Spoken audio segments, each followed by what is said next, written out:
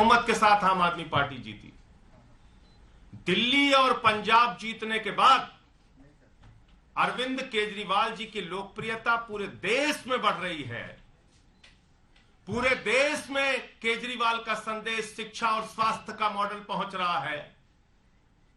पूरे देश में केजरीवाल के नाम पर लोग जुड़ रहे हैं, आम आदमी पार्टी से जुड़ रहे हैं। अभी 2 दिन पहले भारत को दुनिया का नंबर 1 देश बनाने का एक अभियान उन्होंने शुरू किया, जिसके समर्थन में देश के अलग अलग हिस्सों के लोग जुड़ रहे हैं। नरेंद्र मोदी जी के गृह राज्य गुजरात तक में उसमें बड़ा समर्थन हमें मिल रहा है। और जब केजरीवाल की लोकप्रियता बढ़ रही है, केजरीवाल चुनाव में जीत रहे हैं, एक के बाद दूसरा स्टेट, दूसरे के बाद तीसरे स्टेट में पहुंच रहे हैं, तो उसका सबसे प्रमुख कारण है दिल्ली का शिक्षा और स्वास्थ्य का मॉडल। दिल्ली के शिक्षा और स्वास्थ्य की क्रांति। इस बात से परेशान होकर, इस बात से हैरान होकर नरेंद्र मोदी जी को रात में नींद नहीं आती। उनको सिर्फ एक ही चिंता लगी रहती है कि कैसे केजरीवाल को रोकना है, कैसे शिक्षा मॉडल को रोकना है, कैसे स्वास्थ्य को मॉडल को रोकना है। लेकिन मोदी जी, मैं आपको बताना चाहता हूं, ना अब केजरीवाल आपसे रुकने वाले हैं, ना शिक्षा का मॉडल रुकने वाला है, और ना ही स्वास्थ्य का मॉडल रुकने वाला है। आपने हमारे स्वास्थ्य मंत्री को, जिसने मोहल्ला क्लिनिक का मॉडल पूरे दुनिया को दिया, जिसने पूरे देश में स्वास्थ्य के क्षेत्र में क्रांति की, उसको उठा के जेल में डाल दिया। हमारे शिक्षा मंत्री को जेल में डालने की तैयारी है। शिक्षा मंत्री को जेल में डालने की तैयारी कैसे हुई, कब हुई? बहाना क्या लिया जा रहा है? शिक्षा और स्वास्थ्य 2 ऐसा क्षेत्र है जहां पर केजरीवाल का मॉडल, दिल्ली का मॉडल पूरे दुनिया और पूरे देश में लोकप्रिय हो रहा है। अमेरिका का वो अखबार जो नरेंद्र मोदी जी की सरकार के बारे में छापता है कि कोरोना के दौरान लाखों लोगों की मृत्यु हुई, अमेरिका का वो न्यूयॉर्क टाइम्स अखबार जो मोदी सरकार की असलियत को पूरी दुनिया के सामने रखता है, वही अमेरिका का न्यूयॉर्क टाइम्स अखबार कल मनीष सिसोदिया की फोटो के साथ दिल्ली के शिक्षा मॉडल की चर्चा करता है। मनीष सिसोदिया के फोटो के साथ दिल्ली के शिक्षा क्रांति की चर्चा करता है, केजरीवाल के मॉडल की चर्चा करता है। इस बात पर पूरे देश को खुश होना चाहिए। पूरा देश इससे खुश है कि आज पूरे दुनिया में मनीष सिसोदिया की चर्चा हो रही है, पूरे दुनिया में उनके शिक्षा क्रांति की चर्चा हो रही है, पूरे दुनिया में केजरीवाल मॉडल की सराहना हो रही है। लेकिन शर्म आती है, हमारे देश के प्रधानमंत्री की सोच इतने छोटे स्तर की सोच है कि दूसरे दिन ही वो मनीष सिसोदिया के घर पे सीबीआई भेज देते हैं। उनको खुश होना चाहिए था कि मनीष सिसोदिया के शिक्षा मॉडल की चर्चा आज पूरी दुनिया में हो रही है, लेकिन वो बौखलाकर दूसरे दिन सीबीआई का छापा डलवा देते हैं।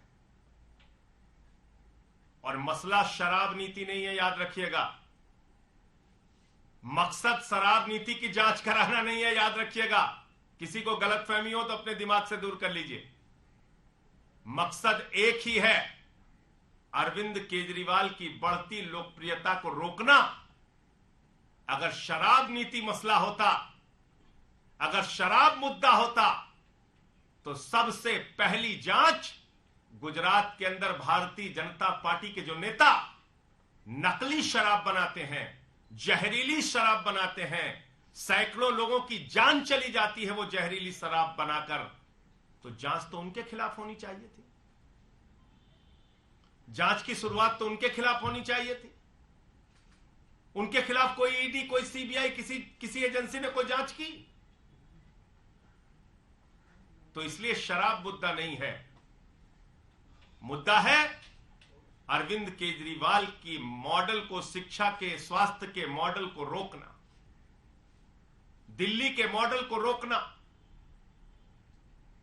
लेकिन मैं मोदी जी आपसे बहुत साफ तौर पे कहना चाहता हूं, अपनी इस छोटी सोच से बाहर आइए,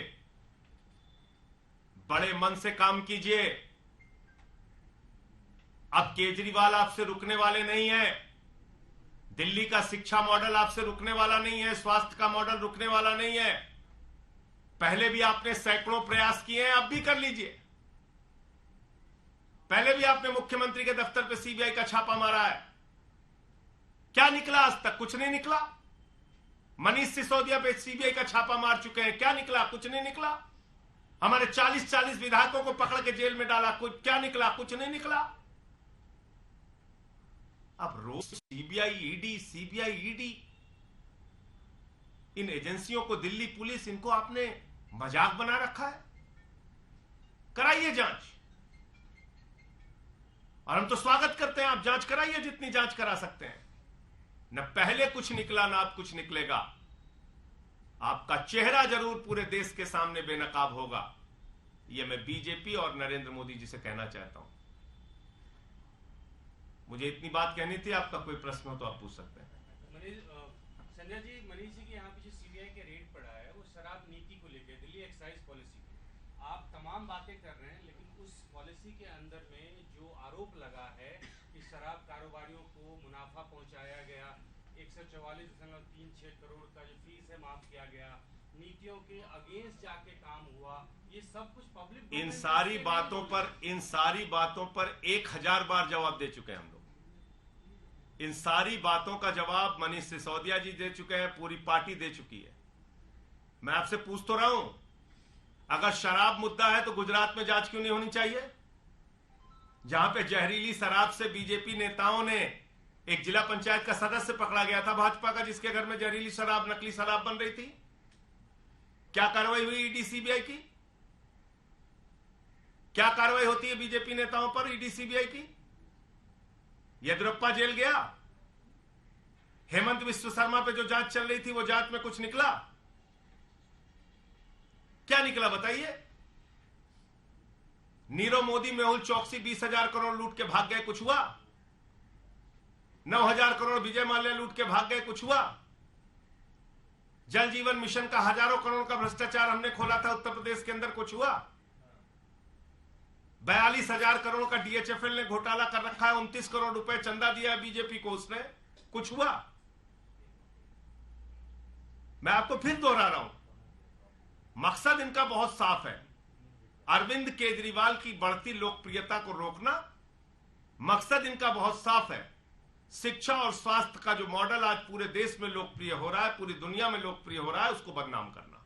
इसी मामले वो उसमें कामयाब उनको मिलेगी नहीं। इसी मामले में विजिलेंस इंक्वायरी भी हुई थी सर, 11 अधिकारियों के खिलाफ कार्रवाई हुई थी जी।